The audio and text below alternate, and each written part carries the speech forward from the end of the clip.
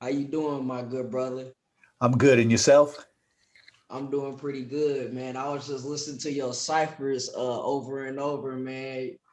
Oh, Man, you a beast, bro. You a beast. I appreciate Uh, that. I try. I do my best, brother, family. Hey, no I'm ecstatic problem, man. I about just being had to on, get it. brother. I'm happy about I, being on here with you, brother. Likewise, brother. I'm happy to have you on. Before I want to read your intro first, and then Yes, also, if you so kindly, I would like to play at least two of your ciphers to start this off right, man. that's fine, You know what brother. I mean? That's All fine. right. So we have our first of all, I'm your gracious host, Adrian X Mayat.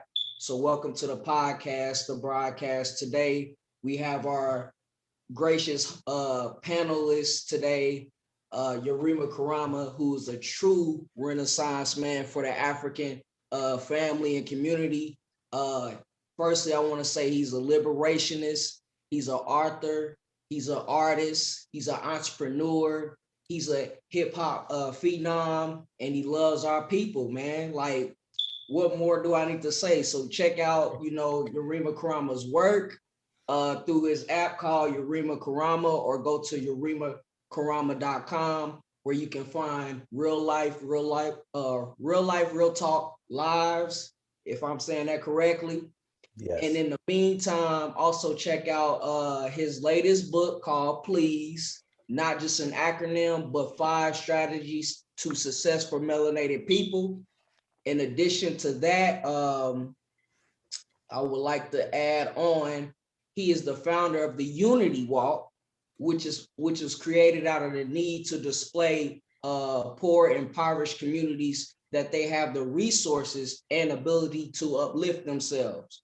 And moreover, the Unity Walk is a nonprofit organization, and the mission is to assist communities to become educated and trained on group economics, land, and real estate purchasing. Furthermore, to demonstrate what a future plan looks like for their communities when we work together to educate ourselves while passing the knowledge, wisdom, and understanding to our children. Okay. And so join his unity walk. Without you, there isn't no us. Coming together as people and creating awareness is the beginning of creating a solution. To add more, if we stay ready, we never have to get ready, which is an African proverb. The people can also help by donating to the Unity Walk, and it will be greatly appreciated. It is through a support of donations that we are able to continue to do great things for the melanated community. To make a difference, you can go to www.paypal.me/the Unity Walk. And what's more, if you want to reach out to Yarima Karama for booking and information inquiries, contact him at his email at support@theunitywalk.com. Lastly, you can find Yarima Karama on Linktree, which is linktr.ee/Yarima Karama.com. All right, and having said that, we gonna play your ciphers, man. We gotta start this off right, man. We Okay. Okay. Let's do it, gotta family. play your cipher. We gotta play that Y. You did it before Jada, so I'm about to play that. I have to Okay. play that. Okay. Yeah, this is a good day. Let's get to that site. We'll see what we can do.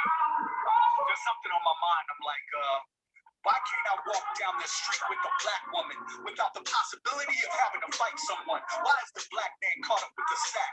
Why is the White House white and not black? I mean, why do brothers want to kill one another? And why does my skin color make me have to suffer? Why did Michelangelo paint Jesus white? Why are we the only race of people that can't unite? Why is the crack law racially biased? And why does the white jury always want to fry us? Who told the lie and said heaven's in the sky? Said we had to die before we make it to the pie. And why is Willie Lynch still in our systems? And why are black people still claiming that they're Christians? Why are there still books missing from the Bible? Why don't the whole world take the Pope's title? Why is a few men keeping all these secrets? Isn't we stupid if we just can't keep it? I mean, why we believe in like the tooth fairy or maybe God looking over me? Why don't I really have no motherfucking rights? Why I gotta be a Mason just to get the light? I mean, why can't I go into King Solomon's chambers? You say we all brothers and you say don't fuck with strangers. Why we think Moses went to sea with his rod, but why we can't believe that the black man is God? And why do people think that Hitler had a great mind when 85% of the people's deaf, dumb, and blind? Why does the white race claim that they're pure? And why they try to extradite Assad and Shakur? And who told the lions that there exists a devil with horns coming out his head? He's on another level. Why we can't remember our life before birth, and why we got to be born into this world and be cursed? How we gonna forget about 100 years of lynchings, and why we got this thing called black on black dissension? Why do black mothers even cry for their sons, and why don't black fathers take care of their young? Why we try to turn our sisters out with a rock, have them fuck the whole block and have them running from the cops? Why do some women give it up to everybody, and why do we want to be Italian and call ourselves Gotti, Luciano, Machiavelli, Consolado, Capone, the same people that Hannibal conquered back down in Rome? Why? That was Why, y'all, by Yarima Karama. He does his ciphers. If you don't know his ciphers, man, you better go check him out. Go on his Facebook, Yarima Karama. I'm letting everybody know. You know, we gotta play one more, brother, and then we're gonna get right into it. I gotta play that To Whom the Bells. That one was cold too. I said, man. Okay, that's what's up. That's what's up. All right, so we're gonna play this one. This one's a really deep one, you know, he paints a real vivid picture, so listen up. Let's get to Cypher. Juneteenth. Fuck out of here. You say give something positive with lots of emotion? Well, see, sometimes that shit's hard because there's so much commotion. So let me start my shit right off with a twist. You know, something like this that you cannot dismiss. Check. I was in the motherland, minding my business, when suddenly I became a victim of resistance. See, they put shackles on my hands and my feet. Fucking tribe sold me off to some blue-eyed beasts. These devils walked me out to the edge of the sea. I had my mother behind me, she was crying to be free. I had my father, my brother, my sister, my auntie. They tied us to a tree, so I bucked and they stopped me. They put us all at the bottom of a ship. They packed us in like sardines, face to face, lip to lip. I'm hearing footsteps up top on deck, crackers laughing, drinking tea while we soaking in sweat. Then I hear the mumble and the groans from my peers. I smell feces and vomit. See, I'm drowned in tears. So for 66 days and 66 nights, I tell you I fight. I didn't struggle to hang on to life. I barely make it. I tell you it's a sin. So out of 300 people, we done lost 210. Only being fed water and bread. The sharks in the Atlantic Ocean eat up our dead. But I try to scream out and pray for their souls. Allah bless those for whom the bell tolls. So after 66 days, we finally hit land. I'm seeing strange men with some guns in their hands. Right away, they separate the men, women, and children. It's time to start building and killing for pilgrims. But first, they install some fear in you.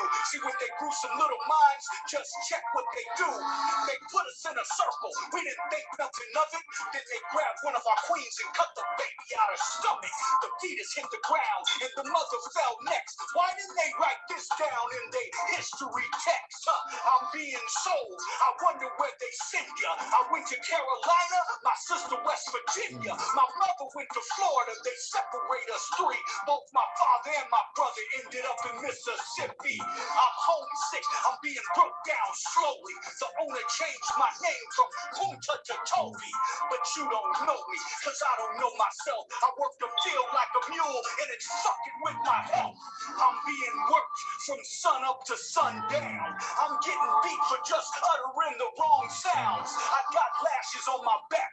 They gonna stay. I stood up for a sister, but she got raped anyway. And then her brother, he got caught trying to flee. The next day, we found his body hanging from a tree. Yeah, this ain't no Holocaust. Need affirmation. This here is what they call straight extermination. Man, that was beyond me, brother. I appreciate you, man. I really do. I appreciate you, brother. Thank you, brother. Really do.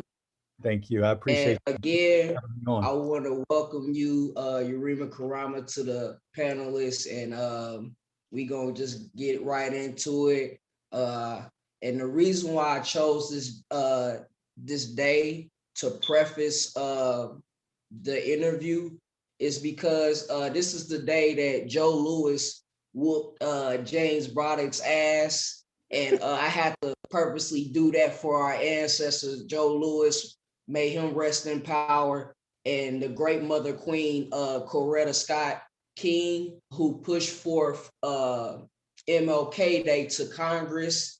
But had she had known, I know she was doing it out of the kindness and the interest and to honor her husband. But if she would have known, it would be later to be co-op and made King look like a pacifist and a integrationist for everybody, to make it inclusive to everybody, she probably would have never pushed forth with that. But having said that, she did honor her king as a queen should. So with that being said, there was a lot of protests going on during this time in June of 22nd, during the civil rights era. So that's another reason why I chose this day particularly. So having said all that, I would like to ask you the first question, which is, could you tell the people what ignited your passion to create the Unity Walk? Yeah, so honestly, what happened, and it's interesting because at the time when I was I was doing my teaching. At the time, I'm traveling the country, doing poetry as well as speaking engagements and doing liberationist work even then. But what ignited it is the murder of Philando Castile and Alton Sterling. Alton Sterling actually happened first. It was 2016. Alton Sterling happened in Louisiana, and then less than 48 hours later, I think it was more like 36 hours later, Philando Castile was murdered in Minnesota, both by the police. And people, because of what I do, people started reaching out to me. Family started reaching out. And when I say family, I'm talking about Aboriginal, Indigenous, melanated Black people in this country started reaching out because they were fearful. And they're like, what do we do? And my first response is that you have to pull money out of the system. We have to stop feeding the same beast that's allowing us to be killed, and that's instrumental in the conspiracy to kill us as a whole anyway. And so we should only be spending money on needs and not wants.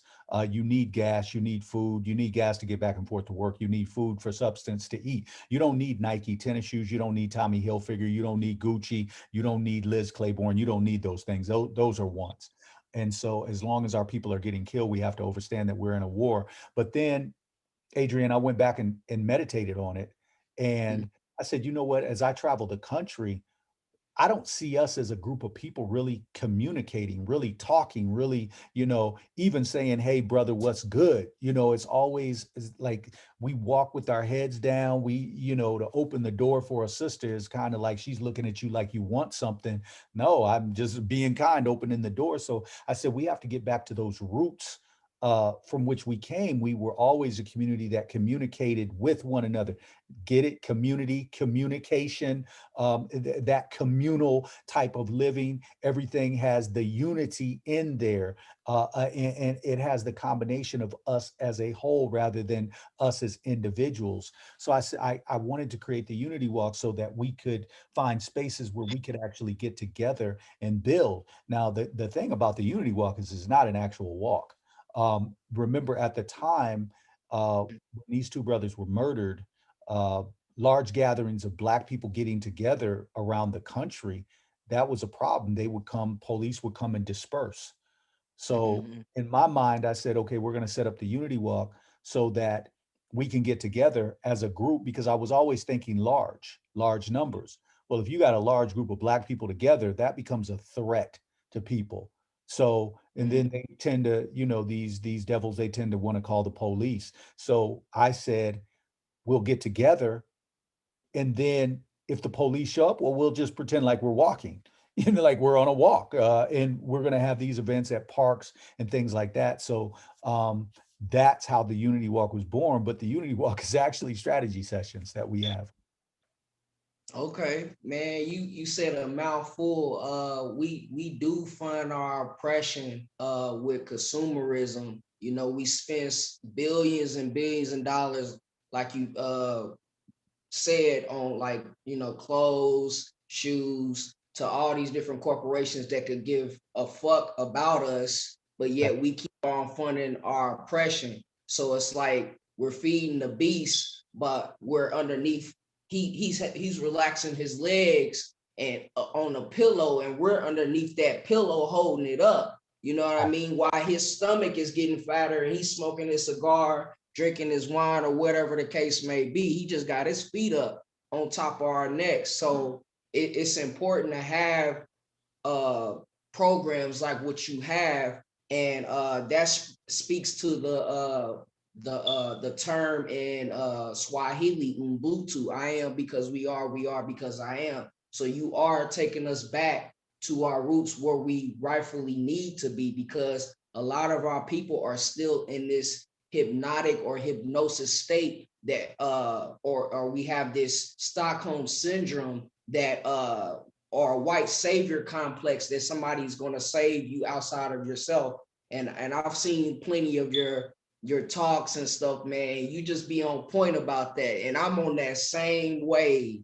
Well, I shouldn't say wave because that sounds trendy, but I've been on this for a long time. So this is not just the start for me. I've been on it, and we appreciate great brothers like yourself that are doing our ancestors a huge favor and a huge service and honor, because you are keeping their names alive, man. You the walking epitome of what we need for society. So having said that, I'll move on to the next question, which is give us a brief analysis of your book called P.L.E.E.S. Not just an acronym, but 5 strategies to success for melanated people. Okay, so before I get on the please, I just want to acknowledge, Adrian, that you two are doing great work. This right here is work that the ancestors appreciate, and these type of things that you have set up. We need this. This is Black media, and this goes down in the annals of time. So anytime that we can, Black men are stepping up, and Black women as well, but particularly Black men, when we're stepping up like this in this fashion to create a platform so that we can share our voices, our experiences, we have to salute you as well, brother. So I just thank you for the work that you are doing. That doesn't go unnoticed and unrecognized, nor and it shouldn't. And I appreciate you for creating this platform and having me on, because I don't take these things lightly. This is big. And so anytime I'm on someone's platform and they give me the opportunity to speak, I always have to give thanks and praise to the ancestors for allowing that to happen. So thank you. As far as the book, P.L.E.E.S, the acronym stands for Politics, Land, Economics, Education, and Spirituality. That's politics for the P, land, education, economics, and spirituality, or economics, education, and spirituality. And that was born out of 5 principles that if we're going to be in this country, people like to play the political game. And I don't delve into politics. Because I know it's a fraud. I know it's a farce. It has never done anything for us as a people. Politicians are no different than car salesmen. Their job is to sell you that lemon on the lot and make sure that once those 4 tires are off the lot, hey, you're stuck with it now. And so they come through every 4 years, 2 years, whatever, to get votes that mean nothing because the system is already set up, and they don't do anything for us. So, but in my book, I talk about that if we're going to play that game, why not own and control our own political party? Why not have our grassroots leaders who have a loyalty and an allegiance to our community? Because Joe Biden don't, Kamala Kuhn Harris don't. They have no loyalty or allegiance to our community, but we have grassroots people in our community. Why not raise them up, have them be representatives for our own Black political party, and then extort our vote? And what I mean about extorting our vote, well, if our vote is that important and we have our own Black political party, well, then you don't get our vote unless the demands that we put forth are met. So if that vote is that important, and you say it is, and you're constantly coming to the Black community when you want some votes, two things that the white man is going to come to the Black community for: votes and pussy. He likes Black women, and the exploitation of that therein. He has to feel that fetish in his own body, in his own mind, and he wants to get those votes. So if the vote is that important, we need to extort that vote. Meaning you don't get our vote unless you give us the reparations that you owe, unless you give us the land that you owe, those sort of things. Right now, we're just giving up votes. We're getting nothing in return for it. So that's where the Black political party, uh, uh, uh, how I look at that, and that's why it's framed like that in the book. We need that. We should have had our own Black political party in this country, period. The other thing is the land. The L stands for land. And it's just my premise that if we're going to be in this country, because we were here prior to any Europeans being here, we know that that's proven in history. We've had millions of years worth of dynasties in the world. The Aboriginals in Australia, the Black Chinese over in China that they hide in the mountains to make sure that the people don't see them. The Aboriginals here, indigenous Aboriginals here, that they use paper genocide to basically erase our ancestors' records and then give us these $5 Indians with stringy hair and lead us to believe that they were here first. That's just not the facts. So land, my belief is that if we're going to live in this country, we need to own as much of it as possible. And so therefore we need to access as much land as possible. The other thing is economics. The first E stands for economics. That means we need to control our own economic system. And whether that be through a cryptocurrency, whether that be through some other form of currency, we need to be getting as much gold and silver, those tangible things that our ancestors actually used that actually had value. Right now, you're dealing with fiat currency. This fiat money has no value. Most of the countries have pulled their gold out of the Federal Reserves in this country because they knew that's why the U.S. got on the petrodollar and has teamed up with the Arabs. And that happened back in the late 60s, early 70s. So their fiat currency, this is a dying corporation right now, what we're watching this bitch sink very quickly. And so we need those things that are tangible: gold, silver, art, things that actually have some value. So that's where the economics, and we need to control our own economics. As long as somebody else is in control of the economics, and I believe the Rothschilds said it. They said, I don't care how much you can vote whoever you want. I don't care who's in power. As long as I control the money, I'll control whatever politician I want to control. And so, so as long as somebody else is controlling our economics, we're going to always be dependent slaves on that person. The second E is education. And the education is dealing with education for not only our adults, but our Aboriginal Indigenous children as well.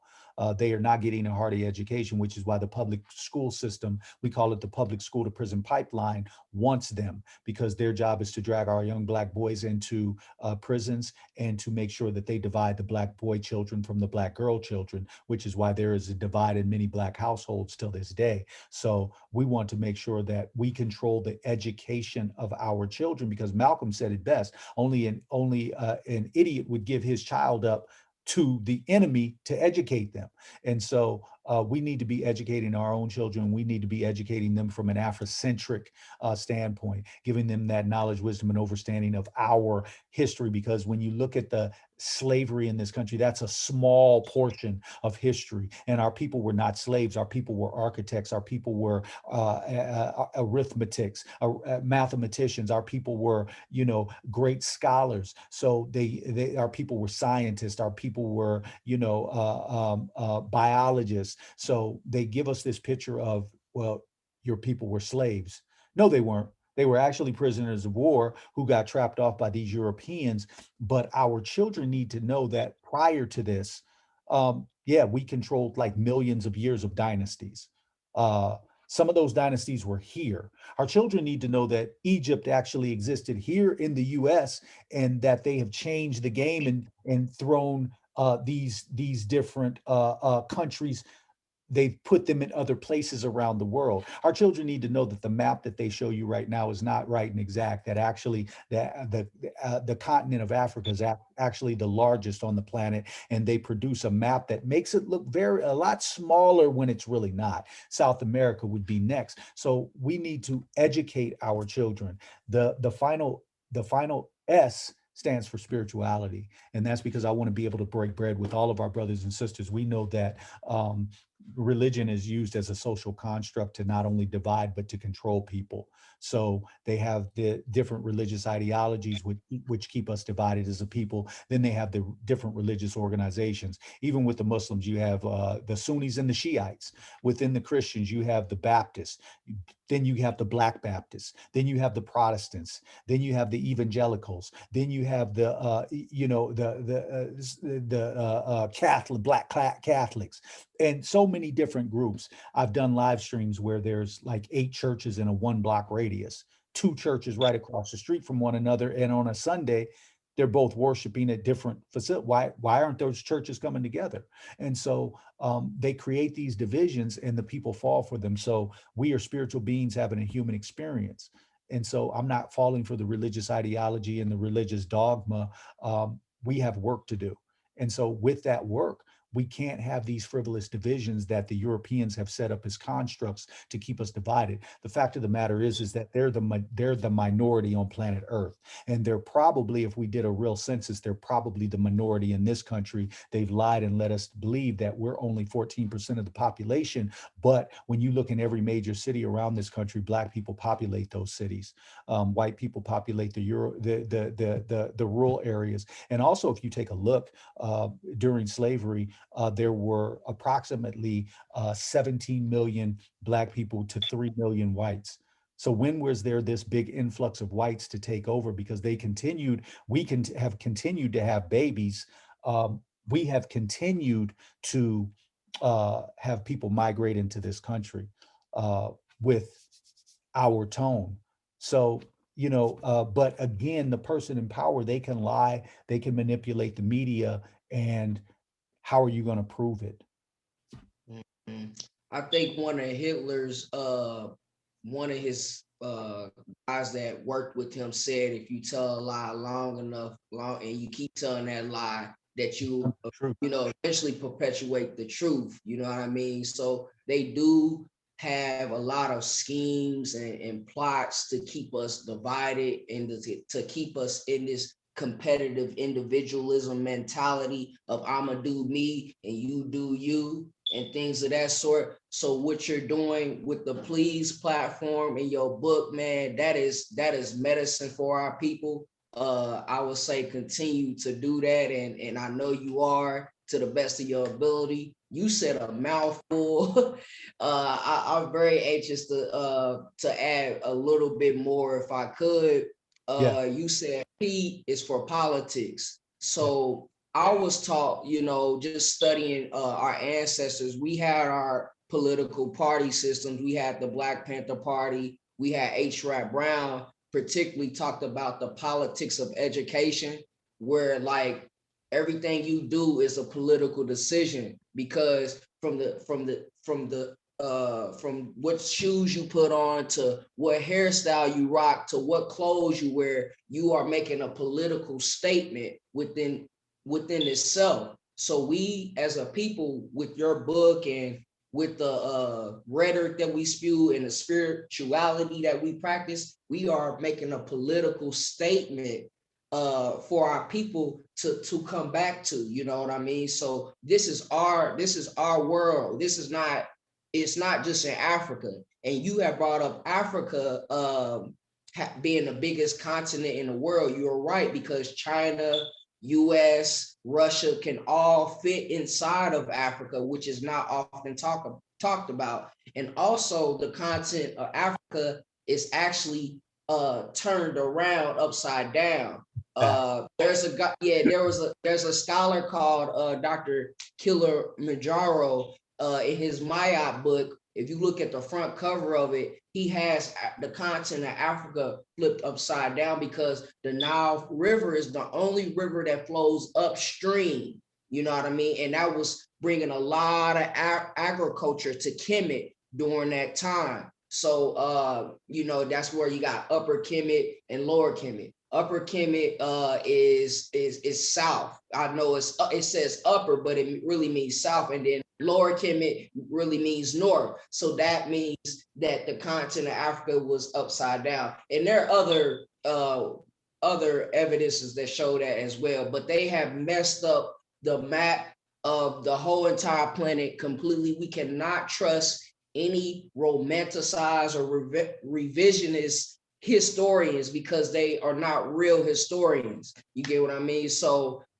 with that being said, I would like to ask you, what do you think is the most detrimental factor that plays the Black community? Our opinions. You said our opinions. Okay, all right. Yeah, because our opinions, it's the fallacy of freedom. See, we're given this mirage of freedom, and it's you know, when you really look at it, it's quite laughable. So you're given this mirage of freedom, but don't go to work tomorrow, or the next day, or the next day, or the next day. How do you pay your rent? See, we've gotten in a mindset where we just believe that this is the way that life is supposed to be. And so the Europeans' job is to make sure that we don't tap into our power. And so in order to get a group of people not to tap into their power, who they really are, you have to keep them distracted. You have to keep them busy. You have to keep them working. You have to keep them toiling, doing something. There's a difference why Bill Gates and Warren Buffett and these other groups are able to come up with nefarious means to do diabolical plots. Why? Because they have the time to do that, because they have the money and the means. They can sit back, and we don't. And so we are literally slaves on the plantation. It's just a new mental a new mental technique that they use, as opposed to the physical chains that they had on us before. So now it's mental shackles. And so the average Black person, what's detrimental to our community is the fact that I can say over here that we're in a war. Another brother said, man, that nigga's crazy. What is he talking about? I was just at the club last night, just throwing hundreds on Shorty's booty. What is he talking about? We're in a war. These woke niggas is burnt. This dude is toast. And then there'll be a sister over here who says, war? What? With my Chanel bag on my arm? Are you crazy? Me and my girl's going out tonight. And so, you know, then you'll have a sister over here that says, war? What? No, brother, you just, you know, you just trying to start something. I got a PhD. I work in corporate America. I make six figures. What are you talking about? We're in a war. War. Then you have the basketball player come out and say, war? Charlie's paying me all this money to dribble this basketball, to do what I love to do. So those are all different opinions on what they think war is. They're never going to be part of the war, so they're never going to be part of the uplifting of our communities, because they don't even recognize that we're in a war. Somebody else will say we're in an economic crisis. Dr. Claude Anderson will say we're in an economic crisis. We haven't moved one iota since this particular time. What? Are you crazy? I can go into any store I want. There's no dogs chewing my legs. There's no cops spraying water hoses on me. What are you talking about, economic crisis? Man, I don't even want reparations. I don't want these white folks to give me nothing. You talking about give me something. Bruh, it's owed to you. Man, I don't want to hear that. Niggas always want a handout for something. Pull yourself up by your bootstraps, bro. I don't even have bootstraps. That's how economically decapitated we are. What are you talking about, bootstraps? Man, you niggas is lazy. You just make an excuse. And so all these differing opinions, you got Black people right now that don't even want reparations. We got to think about that. So our opinions, there was the reason China was successful, and if you, I'm not going to go into the history, but China shut its borders down for like 25, 30 years. When they reopened, they were a world power. The reason they were successful, when they shut their borders down, they kicked other groups out, all other groups, Europeans included. Mao Zedong said, because there was an opioid epidemic going on, Mao Zedong recognized that, we can't be a successful society with our people on drugs. He gave them a year to get their stuff together. Said, you got a year to get, for the opioid addicts, you got a year. After that, we're separating you. We're going to round you up and separate you from the rest of society. That separation included some death, but it had to be done. Now, we'll look at that as, oh my goodness, that's horrendous. But when they opened their gates, they were a world power. The United Nations asked them, yo, we want you on the United Nations. China said, for what? What would we be on the United Nations for? Because, see, when you become a world power, when you have that type of prestige, nobody can dictate to you now. You can tell the United Nations, no, I don't think so. Unless you put us on the Security Council of the United Nations, which is the most powerful council on the United Nations. Oh, yeah, come in. So what they did is they got on code. Those differing opinions, we ain't got time for that. We're talking, it's China. That's it. It's China and it's Chinese power. That's it. And you're going to be on code. And if you're not on code, that could be considered an act of treason, actually, and you could die. Play games with us if you want to. And so when I talk about our opinions as a group of people, if staying in this mindset, we will always be up under the heel and up under the heel of somebody's boot. And unfortunately, right now, when I say that this is a dying ship, the Europeans' predecessor, who plans to be in power for at least 2,000 years, they said they're not going to be in power any less than 2,000 years, is the Chinese. That's the Europeans' predecessor. That could literally be our next slaveholder if we don't get our shit together quickly.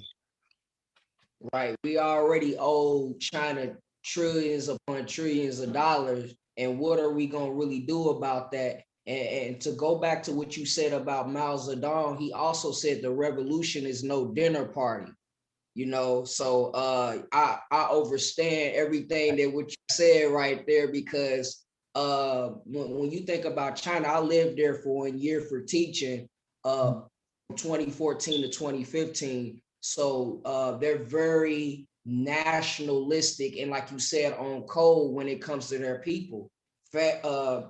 Business vendors, restaurants, all of that stuff is hotels, all of that is mostly family owned. And we can learn a lot from China in a sense. And in a sense, when you think about early ancient Africa, we were like a communist agrarian society where we lived off a spiritual of a spiritual value system, and that was Maya, and there was many other Yoruba and many other different types of African philosophies, which were non-Eurocentric, and we do need to get back to our roots when it comes to putting everything into practice when it comes to politics, spirituality, enlightenment, and everything. So with that being said, I wanted to ask something else. You had said something. You said so much that I wanted to intervene, but I want to also be, mindful and be kind and let you talk as well. Because if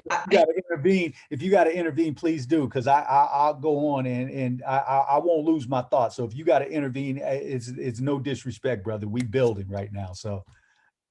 All right, yeah, likewise, brother. When it come back to me, I'll be sure to bring it up.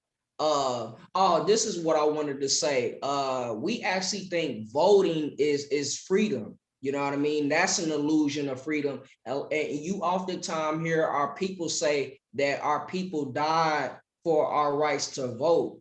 And that's a bunch of horse shit, because our people actually died for us to read and to live and to walk and to breathe and to do all these other things, which is far greater than voting. Hell, the white man didn't even allow his woman to vote. He gave us the vote before his own woman. So if he didn't give a fuck about his woman, his daughter, his grandmother, his aunt, so why the fuck you think he gives a fuck about you? And now all of a sudden you got access to his women when it comes to sex and things of that sort. You think that's a way of freedom. No, he lets you do that.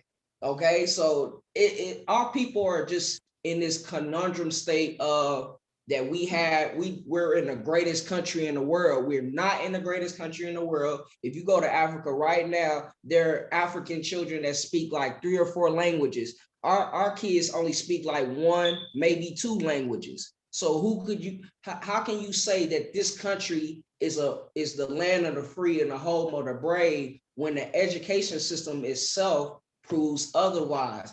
Education means to take out. That's what it really means. If you look up the Latin word of education, it means to take it out. So I'm trying to detour myself from education and go into enlightenment or awakening. I know people don't mean no harm by it because it's universally accepted, but that's what actually education means. Because when you send our kids to their institution, they get whitewashed and they lose out on racial consciousness. And that's what Dr. Carter G. Woodson was talking about in the miseducation of the Negro. When you've got 2 white hospitals coming, right, sitting across from each other, they're bound to become one. And you see that with the corporate cable systems and Disney and all of that. But when you see 2 black banks right here, we're competing. We're not focused on trying to work on building and combining the corporations together.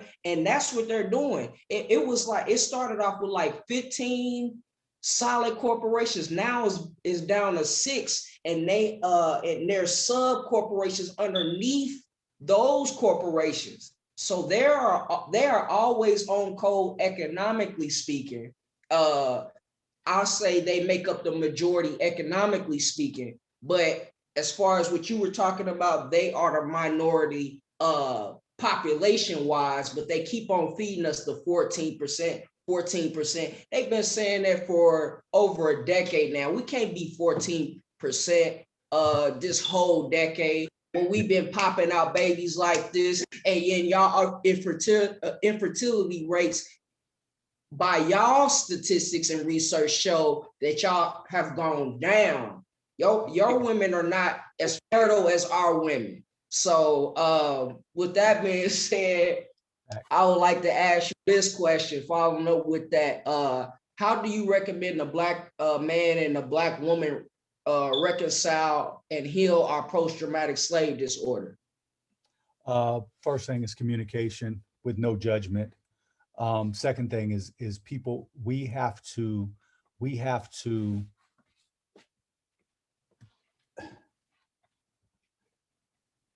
listen to hear and understand, not to respond and defend. We have to listen, understand. That's going to be part of the healing. And we also have to recognize and acknowledge that this is not our fault. The level of nefarious, diabolical assault that has been put on us, that's not our fault. But our healing is our responsibility. So what happened to us is not our fault, but our healing is our responsibility. And in order to be successful, we have to understand that we have to work together. We're not going to get through this divided like we are.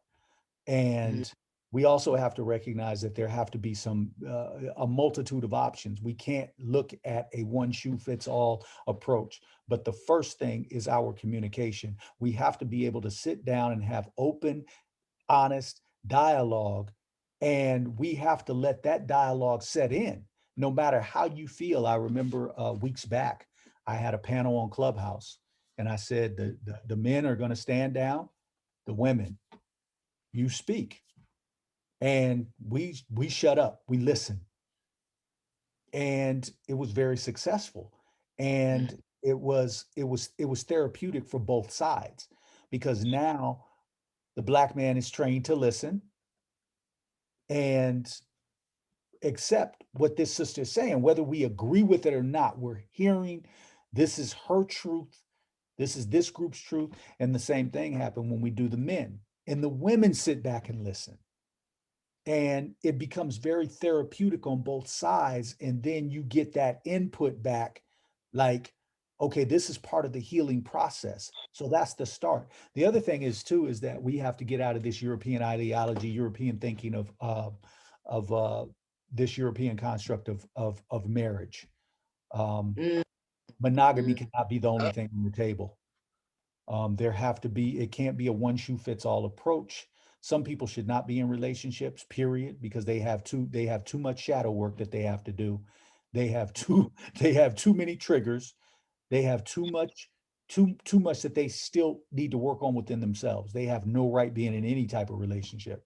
Um, but for those that are ready, um, we have to go about this the most successful way, because we are in war. And I just had this talk last night. In war, everything has to be on the table.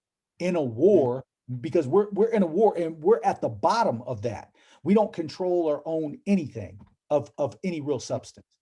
And so that even in the motherland, in a Kebulon, they don't own and control the damn cobalt and coltan that they pull out of the ground to make these damn cell phones. They don't even own it. They give that right to the Asians or the Europeans. So you aren't owning. How does so much uranium be produced in a Kebulon, but you don't have one nuclear weapon? But mm, all the Europeans have them, but you don't. So when in war, what the European says is, in war, if this is a chessboard and we're playing, mhm, and you're about to checkmate me in war, I flip that joint up. I got to get a cup of coffee. Damn, flip the table. Don't know where the pieces are. I don't remember what was. Man, I just had you in checkmate. I didn't see it. We got to set it up. Well, we can't remember where the pieces are. In war, you don't lose. In war, you do whatever's necessary. We're in a war. mm, Do we take the 9mm? Do we take the rocket launcher? Do we take the uranium that can make nuclear weapons? Do we take the bazooka? We have to we can't just pick one shoe, just can't fit all. We have to have access to all of it. And so we as Aboriginal Indigenous people have to recognize that, because of the condition that we are in as a people, in order for survival sake and to avoid genetic annihilation, we have to do everything that's available to us, but starting with communication. I agree. You mentioned a mouthful, and I want to start by saying that there's an African proverb says, "Until you are healed, you cannot heal others."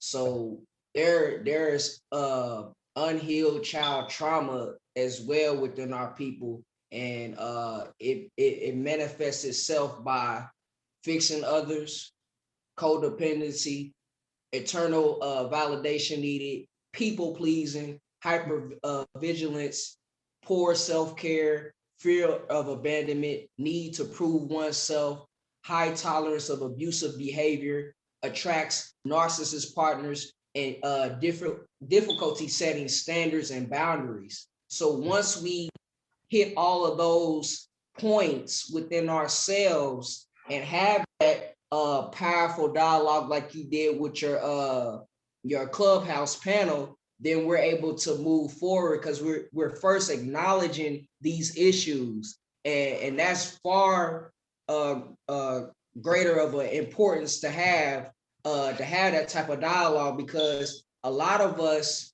especially us men, have been taught to to to uh to not cry, not to show emotion, or if you do that, you're a sissy. And we have all these different things and factors within the society, including mass media, our parents, education, and or I say miseducation, or under education, and they teach you what it is to be masculine. But in reality, it's okay for a man to show emotion, not to be overly emotional. I didn't say that. I said to show emotion, because it's natural for both man and the woman to exert feminine and masculine energy. It's just man is more, a little bit more on the tipping scale, more masculine than feminine, and the same applies with the woman. She's more on the tipping scale. She's more feminine than masculine, because naturally that's what it is between us two. Okay, and the problem is that we have role reversals now. Now the women are overly masculine or hyper masculine, and the man is hyper feminine or hypersensitive, that he's not able to communicate, or she's not able to communicate effectively in the manner that they should, at which draws people away. Okay, so that's something that you hit right on the nail with. And another thing I wanted to go back to is when you were talking about how our people didn't think in their mind, especially these old coons and sellouts and bad witches and bad bucks. They say, they pretty much say that we don't need land, but little do they know, in the white man's history, he documented himself that he got reparations from when slavery was over, as they said it. He received land that he lost in mass amount, while the African man was sent, and the woman and child was sent back to the perch farms. Okay, so how is it that we're not owed that? And how can you argue that? Because they have been instilled to stay on that white supremacy conveyor belt of yeah, we're good, we living good, we keep kicking our feet up in master's house, that we're fine. Okay, well, if you feel like you're fine, why don't you go help your brother then? You know, you see he don't have a boot, you see he don't have no laces, let alone a boot to strap up his strap up everything economically, spiritually, and everything, you know, on all levels speaking. So I just wanted to say that, because that was what I was that's what I wanted to recall and respond back to you with when you brought up reparations. Gotcha. So with that being said, I want to ask you this next question. Why do Black people scream unity and Black power and then tear each other down in the next minute? Well, I think that we have to define, I think we have to define the parameters of when we're talking about tearing down. Quite honestly, there's some people that are frauds within the conscious community, and they need to be exposed and tore down. You know, I think that when we talk about that, I think that there are some, and don't get me wrong, bear with me for a quick minute, Adrian. I think that there are some that are not sincere in their approach. I think that there are some that find it economically beneficial to them, because you will have some that get into this conscious movement and they realize that, wait a minute, one of the reasons love and hip hop sold was because of the drama. One of the reasons that Housewives of Atlanta sold was because of the drama. Our people like drama. So I'm going to come into this, I'm going to portray myself as conscious, and then I'm going to blast other brothers and sisters, which creates drama, which creates a following, which creates Cash App sales. So I think that that's part of it. And so it almost becomes so diluted, it's hard to decipher who's real and who's not. And so, but you have that small element that is going to expose them. You have that small element that you always have that one or two that are going to expose the reverend for being a pedophile. No, you've been having little boys sit on your lap. Come on, stop it. You know, and that I don't think is necessarily bashing. I think that needs to be exposed. We need to clean that dirt out within our community, but we also need to recognize that you have some pulpit pimps out here, you have some charlatans out here, and you have those who are strictly in the conscious community because this is the trend right now. And if next week, if being a neo-Nazi becomes the trend, they're going to be on that boat. And that's just the facts. And people, and the thing is that we become such celebrity worshipers that touches this realm too. The fact of the matter is, and this is just real shit. This is just real what I'm giving to you because this is how our people operate. And it's shameful. I tell people all the time, when I did the look it up segment, I tell people all the time, you research me too. Anybody new getting on my page, I tell them, look, you need to read my biography and research me because I might not be the page for you. You know, you need, and so what looking me up can do, it can save you a lot of time and energy. It can save you a lot of time and energy because then you know who you're dealing with. What we see is is people latching on to certain people. Guess what? That person can be exposed. Mm-hmm. That person's following is not going to go anywhere. That's the way it is. And it's unfortunate because, and they will defend until the very end. And so, what you see, and these brothers and sisters are smart enough to recognize this. So, some of these people have simply transferred from Cardi B. They've simply transferred from Megan Thee Stallion. They've simply transferred from Jay-Z and Meek Mill over here to certain people in this community.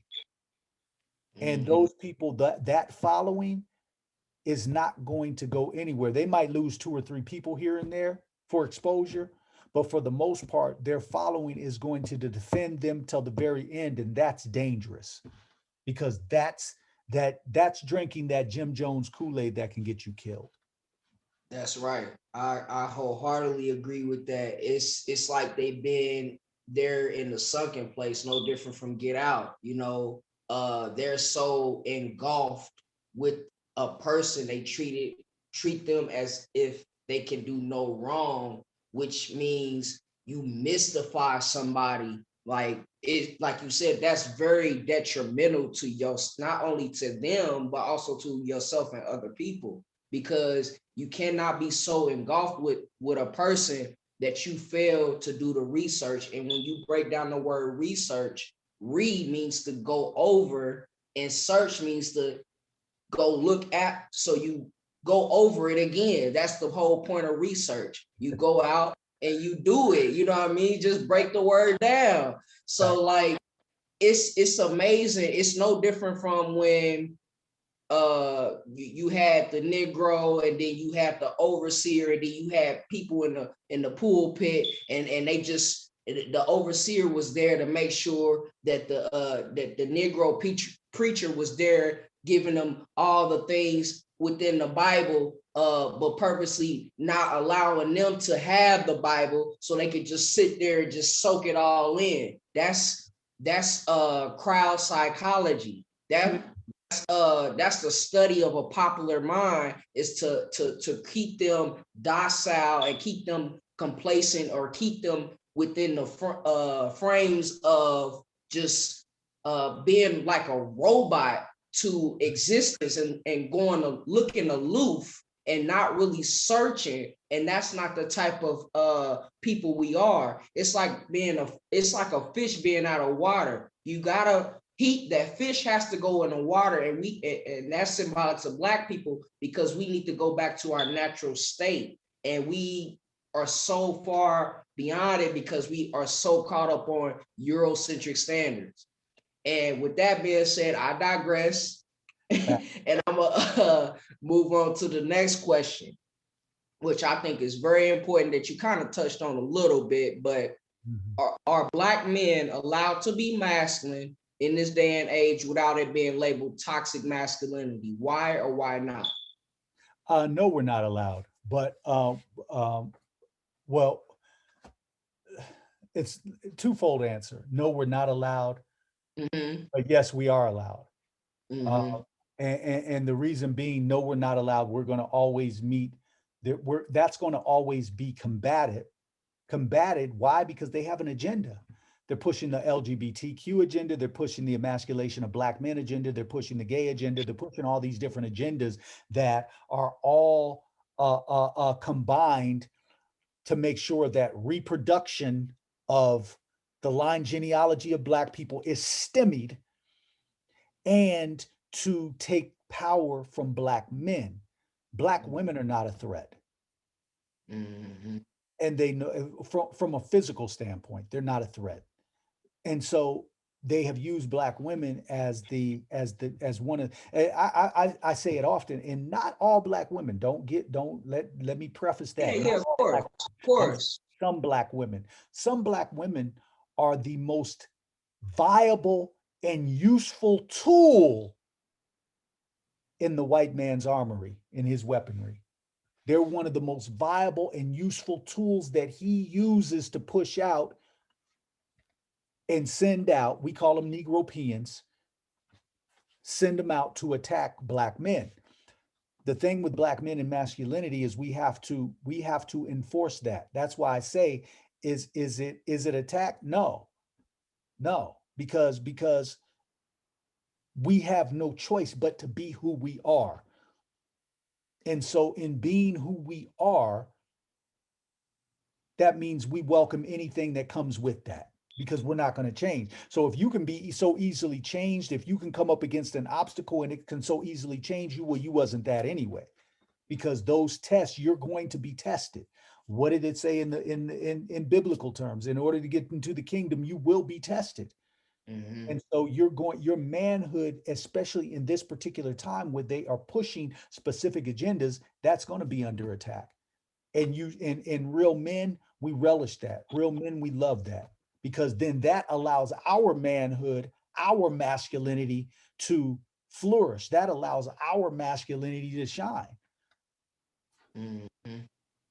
Yeah, you covered a lot of points there. I think, like you said, I want to make my disclaimer. It may feel like we're speaking about all Black women, but I promise you, we're not. I have tremendous amount of love and respect for women that are doing things in the community. Rats are kind of have to go. But what I want to add to that is that you made a point about our women being like a tool for white supremacy and pushing on the emasculation of the Black man, because I want to add to that by saying that I feel like some Black women accept gay men more than they do masculine men, because they take on their character traits as a woman, and they oftentimes make a mockery out of that, which I find very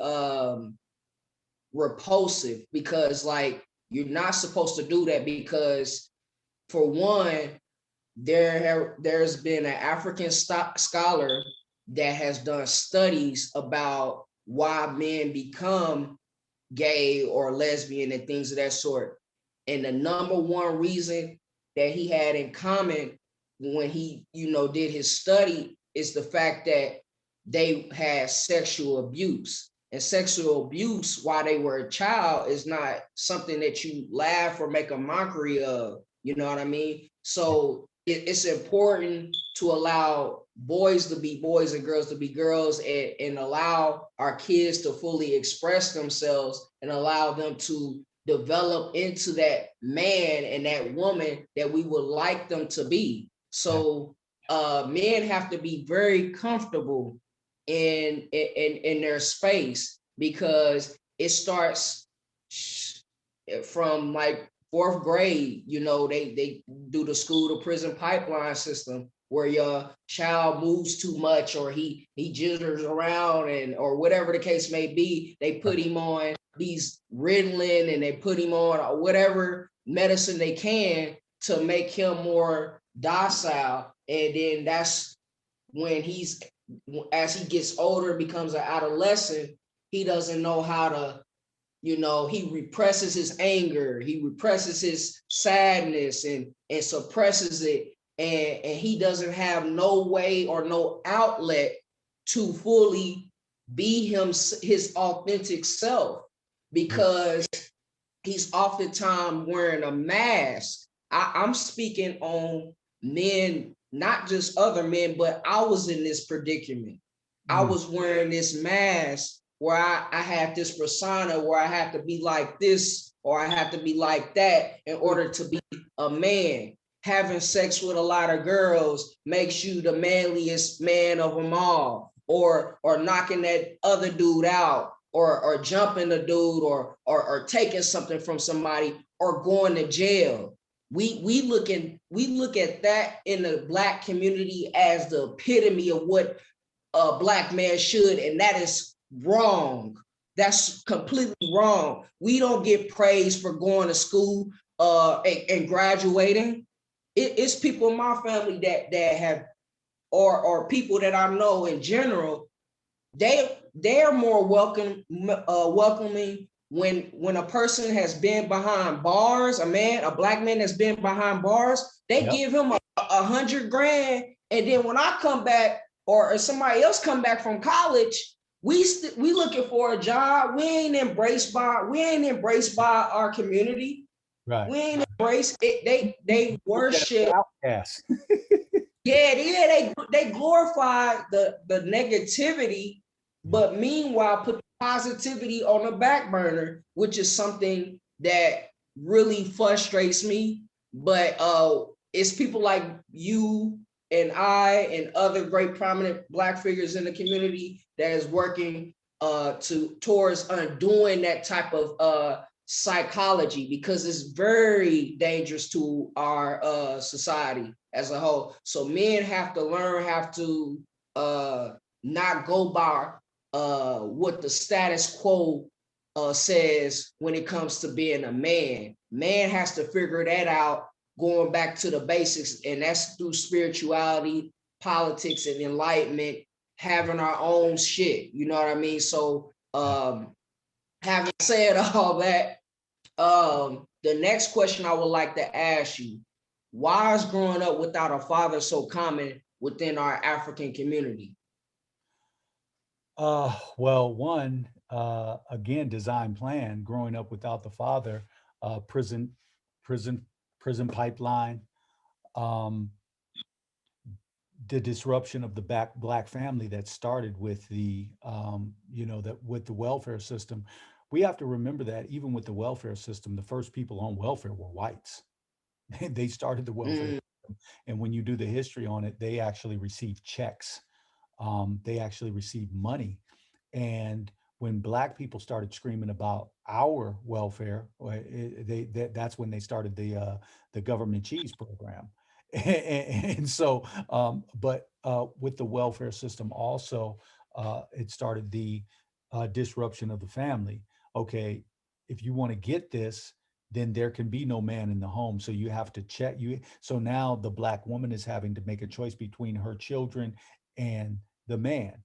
And so it just became a lot easier for you. I won't say it became easier, but the choice was going to be the children. Um, and so that started that separation right there. Then when you add Gloria Steinem in the feminist movement and the term, oh, I don't need a man, you know, more, which if you do the history on Gloria Steinem and the feminist movement, then she was funded by the CIA. So these were intentional. And the government, what the government figured out with the Black Panther Party and the Black Liberation Army is that if we want to, it's easier for us to instead of going into an organization to disrupt and dismantle, it's just easier for us to start the organization ourselves and put our own leaders there and fund it ourselves and then draw people into it. So then we know who's who. And that's what they did with Gloria Steinem. She even said it herself. Had they not stopped paying me, they wouldn't have gotten exposed. But with that said, these are just a few of the things that have um, been productive from the system of white racism for the dismantling of the Black household, where Black male children can now be raised in fatherless homes, and Black female children can now be raised in fatherless homes. The other part too is um, food, diet, chemtrails, GMOs. How do these things play into this? Because if you have poor diet, that which is going into your body, you're going to have poor thinking. Mm-hmm. And so what you see is a lot of not a lot of discernment being used in relationships. So there's a lot of people sleeping around, uh, women getting pregnant. They're having animosity because the guy, he's not staying for whatever reason. It might be her problem. She might be the problem. He might be the problem. But one thing we do know is that the black man is always the one given the title of being the problem, whether he is or not.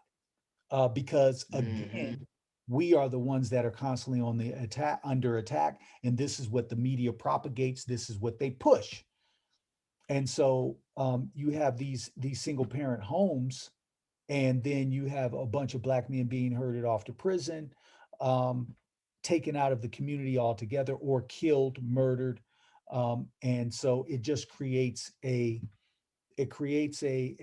bigger problem, a problem that becomes generational.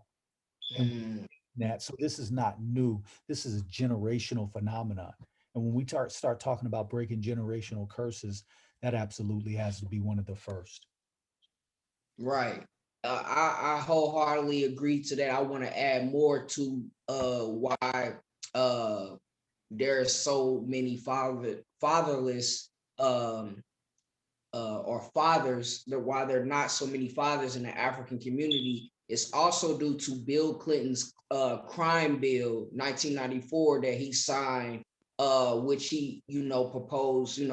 Well, Nixon and Reagan kind of proposed a war on drugs. They was kind of like the grandfathers of it. But then he put forth that crime bill to show the Republicans, yeah, I can be tough on niggas too. He was showing off to the Republicans, like, yeah, I'm gonna sign this bill and I'm gonna be tough on y'all. Think y'all tough on crime? I'm gonna put this forth, and I'm gonna have a whole lot of black men go to the prison system. Go ahead. But let's remember, he signed it. Joe Biden authored and wrote it. So he goes with that. He comes with that too. Yeah, I get you right. You right. Yeah. You just adding on to it. You adding fuel to the fire. So that was something that was very detrimental to us as black men. And another thing is that you brought up Gloria Steinem, Margaret Sanger, Sanger, excuse me. She was responsible for sterilizing a lot of black men and a lot of black women. So that also plays another key part, because she openly said that she supports the extermination of the Negro population, but she don't want nobody to know about it. But that was like the start of it. And another thing is there's a lot of differences between the black man and the black woman, especially when the system is playing middleman. Of course, though, there's an incentive, like women think, not all, I'm not saying all, some women think that having children is okay now because the system is going to take care of them anyway. So they are happy with being fed under the table like a dog to support their children, and not all the money that's being funneled to the black woman and the child is catered to the child. Sometimes the woman spends it on herself. You know what I'm saying? So it's not fair that the white supremacists are playing the middleman for just to keep the man out of the house. And then another thing, sometimes women put men in this rock and a hard place by saying, if you don't be with me, then you won't get your child at all. You know what I'm saying? So I have witnessed it, and I personally, just to throw my information out there, my personal information, I personally went through something that was similar to that. So I'm not just speaking out of the side of my neck. I went through that only to come to find out that it wasn't my child. You know what I mean? But I went through the whole process of you know, going back and forth, trying to be there, being there for the child's birth and things of that sort. So I'm just being an open book because I want my audience to understand where I'm coming from. It's not just something that I'm just making up. So, and I've also talked to other brothers that have been through the same thing. So those are key components, as well as what you just said as to why men are not in the house, because they're either forced out, they're in jail, they're dead, and things of that sort. So, and then another thing, whether we live in a patriarchal or a matriarchal society, men are always going to be held at the highest level when it comes to responsibility and accountability. Facts. And the last thing I want to say is that women control the access to men having sex, while on the other hand, men control the access to marriage and a relationship, because we the one gets down on that one knee to propose to you. Well, nowadays that's even flipped. Now you see women proposing to men, and I'm like, oh man, it's a lot of the stuff that's in that food and the weed that they smoking and whatever else, the chemtrails, which makes men have more estrogen and women have more testosterone. And it's quite sad, and we got a lot of work ahead of us, a lot of work. Yeah. So, all right, having said that, why does society label Black men as homophobic if we choose not to accept homosexuality? Again, pushing the agenda. That's the agenda. These are talking points that they push. They come up with these little catchphrases, and in order for us to step out of the matrix, we got to stop playing that game. So even the term toxic masculinity, that just became a catchphrase. Women are now starting to use the term men are so controlling, and words like accountability, men have to show more responsibility. Like, these are catchphrases. So when we hear them talk about why are men homophobic, well, first of all, homophobic of what? Homo means fear. Phobic means fear. What do we have a phobia of? I don't have a phobia of a man. Homophobia. Homo being man, phobia being a fear of. I don't have a fear of men. So what are you talking about? So we have to start flipping things back on them. Like, wait a minute, homophobia. I don't have a fear of men. So you can miss me with that. As a matter of fact, some of my best friends are men. So what are you talking about?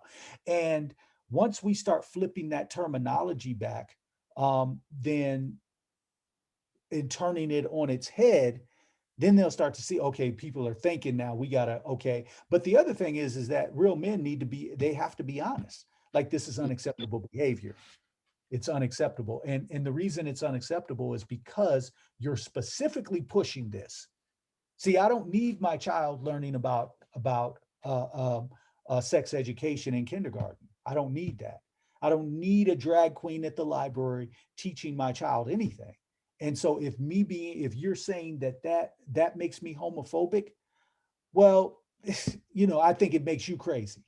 So there, we're even, but my child is not going to participate in that. And we have to start pulling our children from that strong men and saying, hey, no, this is unacceptable behavior. Let this child get of age so that they can make a decision. They haven't even built a personality yet. And you're already teaching them this nonsense. So these are catchphrases that we have to stop tapping into. These are catchphrases that the media pushes. And now all of a sudden the rest of society wants to start using it like they came up with the term themselves. They didn't. Mm-hmm. That's right. A lot of what you said is their way of political projection on us, or is a way to use to deflect from what we're talking about. Like, when we say we have a problem with homosexuality, we're talking about the agenda that you're pushing forth on our kids. Facts. It's unnatural because a man cannot procreate. A woman and a woman cannot procreate. This is basic biology. You get what I'm saying? So when people say, "Oh, you're being homophobic," just like they try to say that Genuine back, I don't know if you've seen this, but a transgender tried to come on to Genuine, and he pretty much moved him out the way. It's like, nah, I don't swing that way. That was the very first start from what I seen of when the media try to, say transphobia, homophobia against him, because he was authentic and straightforward and said, no, I'm not like that. He didn't say, I hate you. He didn't try to kill the transgender. He didn't try to do any of that. They try to put too much mustard on a hot dog. They try to make it something that it wasn't. He simply said he does not want that. And if I don't want another man, you cannot be mad at me. You cannot make me or force me to put your views on me, because I'm not trying to put my heterosexual views on you, and I don't want it on my children. If I don't want my children around that shit, then you need to accept that. We don't have, this may sound silly to some people, but we don't have heterosexual pride. We don't have all that type of shit. We just are what we are. We don't need to project that on us. Everything is natural with us. Just be your natural self. You can be gay. I have no problem with you being gay. I have no problem with that. But it comes a problem when you try to put the LGBTQ curriculum in the classroom. What history is that? Well, I forgot. I take that back. In Greece, there was a lot of homosexuality activity going on over there, and lesbianism going on over there. But in America speaking, there's no LGBTQ history that we can really teach our kids, that I know that any parent in his right mind that will want their kid to embrace that. So it's a lot of projection on us and moving the goalposts in the argument when they can't go back to the original point of homosexuality being detrimental to all of society as a whole when you're trying to push it out educationally speaking. Exactly. So, having said all that, my good brother, I'm gonna move forward with the next question that I have for you, which is there an issue when it comes to confronting our mental health issues? If so, why? Yeah, because the Black community, we don't, we still haven't accepted the fact that mental health is a real issue, and that it's almost like taboo in our community. And we have to get past that, because at the end of the day, we have to remember that we haven't had therapy. We've had no form of therapy or mental health treatment for coming out of the most diabolical system. There's not a Holocaust on this planet that has met the Holocaust that we have gone through. We've been through straight genocide, and we've never gotten therapy for that. We've just basically been kicked out of the bowels of the most detrimental system on the planet and told to go make it, and we did. But with that, there has been no internal work really done. There has been no healing that has been done. And that's one of the things that my organization prides ourselves in, is healing sessions as well. Um, because we feel that it's just absolutely necessary that we get in groups to be able to heal, whether that's laughing, crying, hugging, it doesn't matter. We need that. It's important for us as a people because we haven't had that. And so mental health is a taboo issue within the Black community. And we have to confront that and get past that in order for us to progressively move forward as a group. If there were no Europeans on the planet right now, we still have problems, because it's a mentality. It's a mentality. And we still have, so we still have coons, we still have bootlickers, we still have bed bucks, we still have bed wenches, we still have all of these things. And then the additive, we still have therapy that we have not had. We still have healing work that we must do. even with the Mhm. European gone. So until we do that work, it's going to be hard for us to move forward. Now, some of us do that work on an individual level, on an individual basis, which is important, but we need more people doing that work. We need more Black therapists that that our people can go to who understand these issues. We need more spiritual goddesses and gods that are out here really doing that work on the spiritual side to bring enlightenment to brothers and sisters who are looking and searching for those answers internally. And that's what those spiritual guides and goddesses are here for. So, That's right. That's right. And I kind of want to go back to that word therapy, which mean or therapist. If you break that word down, it means the rapist. mm, And the reason why I say that, and I know you didn't mean no harm by saying therapist, is mm, because when we look at history, like J. Marion Sims, who was a strange white supremacist, that was a doctor or therapist that was very detrimental to our society. He thought our women could withstand and our babies didn't feel pain, ripping them out the stomach and smashing the baby's head and doing those things. So we need priests, priestess, healers, like you mentioned. right. And we oftentimes talk about school to prison pipeline.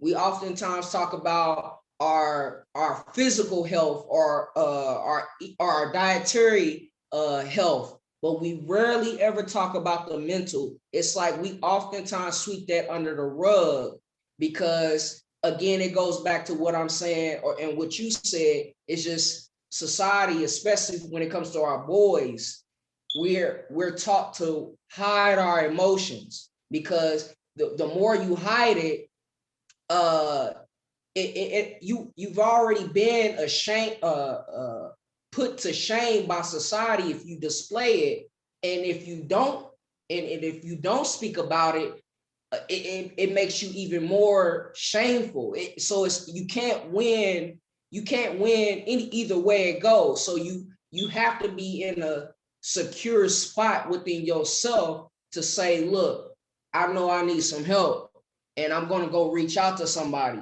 and in our school system sometimes we just gotta always have this mask that we live in, and even not even just in the school system, even maybe in the workplace or when you just get out in public. Sometimes you may have to put on your smiling face, and through the tough times you got to just smile, like Tupac said in his song Smile. So it's like we got to be so comfortable and we got to be so confronted with our authentic self that we cannot just be ashamed. We can't be ashamed of it. And then it makes other people and allows other people to be their most authentic self when you come as your authentic self, because the energy never lies. You know what I'm saying? So just be authentic as possible, but don't be overbearing, don't be oversensitive, but just find a safe haven where you're comfortable, where you're enough to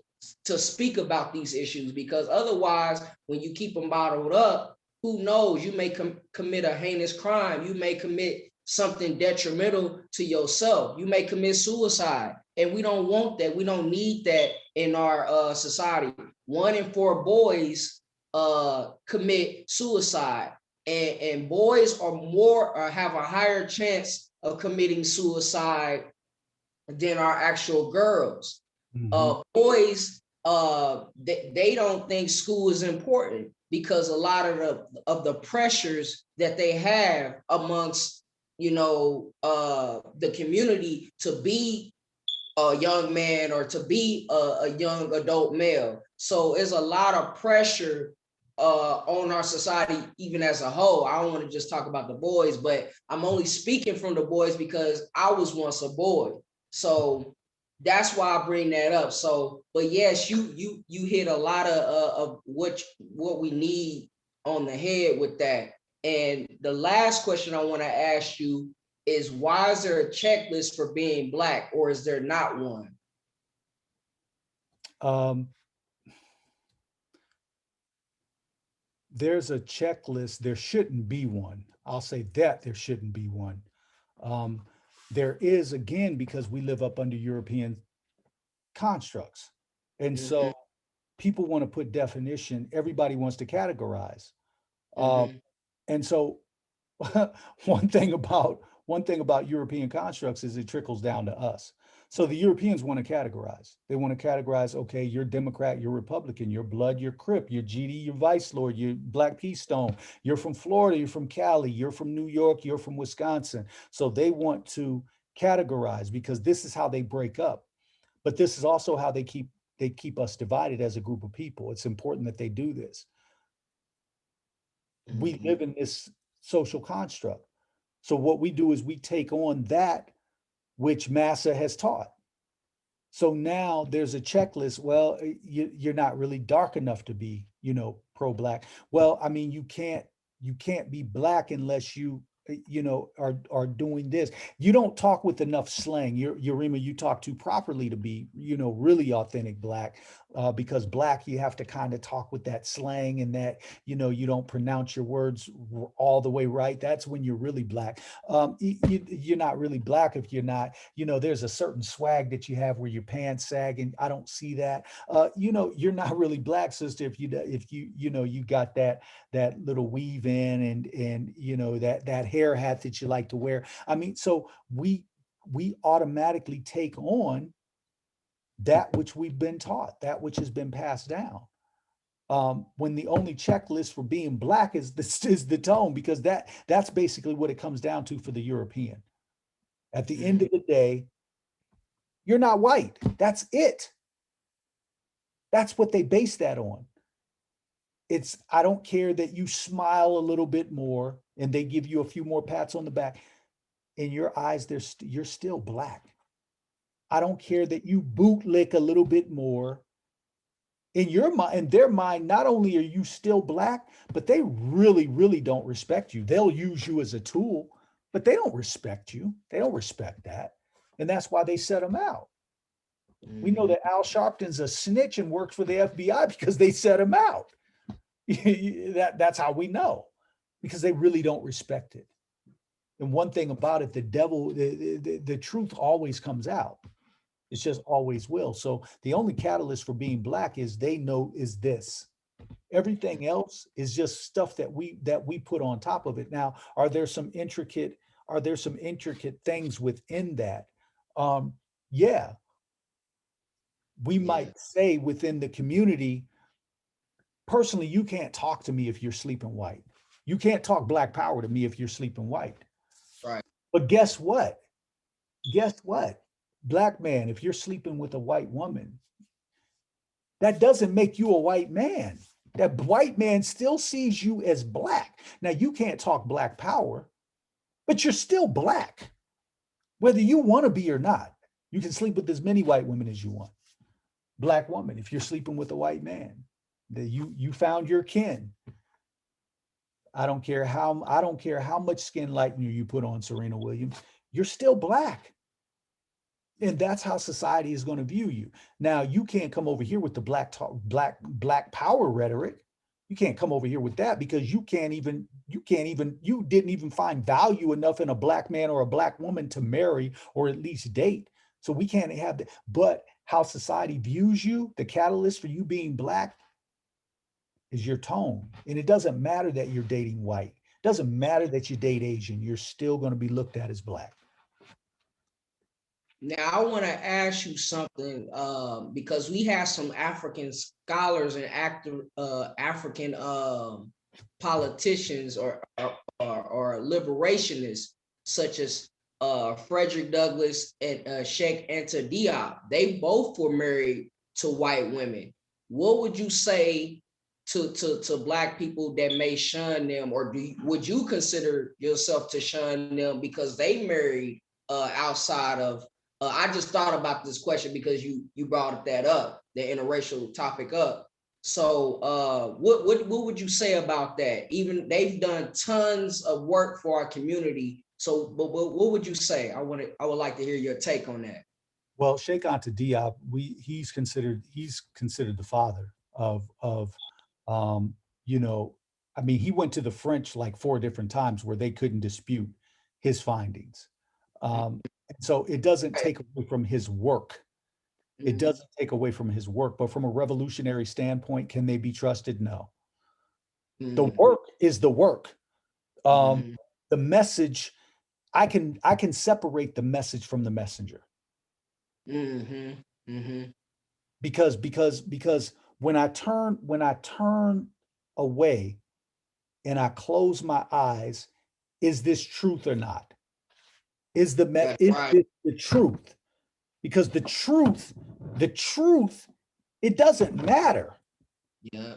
I don't have to accept you in my community, but is the message that you gave the truth? Because the truth don't need no support. But can you be trusted? No, because you sleep white. Because at the end of the day, you're going to have to make a choice, because she's going to make a choice. At the end of the day, you're having bedroom talk. That bedroom talk can lead her to take that information back to our known enemy. So you can't be trusted. And you can't tell me that you're not having bedroom talk, because that's the woman that you sleep with. But does it take away the message of your truth? If it's the truth, I'm able to separate his work from who he slept with. But could he get into the Black community? Absolutely not. As far as from a revolutionary standpoint, as far as how we look at RBG, as far as how we look at when we talk about revolutionary Black community, could he be accepted? Could either of those brothers be accepted? Absolutely not. They didn't find value enough in a Black woman. I can't find value enough in you being in our community. Yeah, and the thing is, if you can't sleep with someone that has similar features to your mom, your aunt, your cousin, and all these other things, I agree with you wholeheartedly. You can't be trusted, because when you sleep with dogs, guess what? You end up with fleas. So, so after saying all that, man, like we do put these checklists on when it comes to being Black, but Blackness is so diverse as far as language, style, culture, and all of that, that you can't really box Blackness in. Not even when it comes to the color of the hue. You know what I'm saying? It comes from the lightest to the bluest Black, and you still are beautiful. You know what I'm saying? Black is beautiful, so it don't matter. And like you said, it all comes down from the skin. When they see your skin, they're going to associate it with devalue, or we got to kill him, we got to displace him, we got to put him there disproportionately. So it doesn't matter if you come with these so-called checklists. Oh, do you watch Good Times, or do you eat chicken?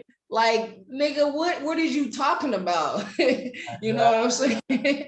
So like, that doesn't mean nothing. That's just minimal or minuscule things that we can talk about frivolously, but we don't, that's not nothing of too much of importance. So having said all that, my brother, those are all my questions. If you got something that you want to lead the people, even give a freestyle, whatever you want to do. Yeah. I just want to say, well, first of all, I want to shout out my team, because I have a great team with the Unity Walk. My administrative members and our regular members, they are awesome Black people, and I love them all sincerely. I also want to say, so we have our National Unity Walk event. We have our national event next month, July 22nd through the 25th, in the home of Black Wall Street, Tulsa, Oklahoma. So we'll be there in Tulsa, July 22nd through the 25th. That's a Thursday through a Sunday. And it's going to be a great event. This is for members and non-members. And so if people would love to meet our Black family, extended Black family, if they want to travel in for that event. It's going to be festive. We're going to be taking a tour. Black Wall Street is going to be like a 2-hour tour. We're going to have a family day, and then we're going to have a gallery. We rented out a gallery there where we're going to have an event there. So looking forward to that. We also what we've also done is we've taken certain things out of social media because I just believe that, social media, that's fine. I use it as a tool. I can do it to disseminate information, but that's it. I'm always getting blocked. But I think it's important for us to get out of this social media matrix and meet. Some of the places we've met thus far, some of the Clubhouse, Instagram, and Facebook family, we've met Morgantown, West Virginia. That was the first meeting. Second meeting was Laurel Caverns, Pennsylvania, where we went into a cave that had crystals and took a tour of this cave, and it was just a phenomenal event. But outside of the event itself is just us getting together as a people, sharing that energy. This last event that we had was in Great Falls Park, Virginia, where we actually hiked through the park and we built, and then we went out to eat and break bread together. And so our next event, we're looking at going to Cairo, Illinois. They apparently have some pyramids up there that we're going to take a look at. But this is, even more importantly, this is us as a Black family getting out. Yes, we travel, we do it on our own dime. It's just that important to us. But it's us coming together, taking this thing out of social media, meeting in person, sharing that energy. And so if you would like to be a part of that, we be more than welcome. Check out my Facebook page, Yarima Karama. Everything's up under Yarima Karama. Twitter, my IG page is actually the Unity Walk. So they've taken down 3 of my IG pages now. I just refuse to put another one up. So it's up under the Unity Walk. And outside of that, yeah, it's it's a great time. It's a great time right now because we know that where there are obstacles, there is always growth. And we're put here to grow. We're put here to build from the cradle to the grave. And so, yeah, let's continue to grow. Hey man, you put it so nicely. I can't top what you just said. I want to tell everybody, support this brother greatly. We need to support and build with brothers like him. Hit the Cash App, $ Yarima Karama. Email this brother, support@theunitywalk.com. Again, this brother is a true Renaissance man, a liberationist, an author, an entrepreneur, a hip hop phenom that loves to give unapologetic ciphers. Man, you and by the way, I gotta show self-love too. Please follow me on Adrian X Maya. You can find my material on Spotify, Anchor, Breaker, Google Cast, Apple Podcasts, and YouTube, and on the Wake Radio, which is actually I think it's on the Wake Up Radio, which is a Black version. Yeah, it's a Black version of YouTube. So this will be on that as well. So OTWTube.com. I'm sorry. It's OTWTube.com, but on the Wake Up Radio, they're affiliates. They're both, but that's run by Cindy. Yeah, that's yeah. So OTWTube is the Black YouTube now. So facts. Yes, that's right. That's right. So yeah, I'm on that as well. So be sure to check this interview out. You don't want to miss it. And again, brother, it was an honor and a pleasure to speak to you, my brother. And I'm looking forward to doing more work with you, having another interview, and then even coming on to your platform, if that would be all right with you. Absolutely. Hey, you just gotta let me know. Yeah, let me know the time and everything of that sort. And having said that, I'm sorry, what was you about to say? No, I'm done. Okay, having said all that, thank you again, and salute to you, my brother. I hope you have a good rest of your evening. You as well, brother. Peace, love, and light. Thank you for having me on, and we will do this again. Peace. Likewise, brother.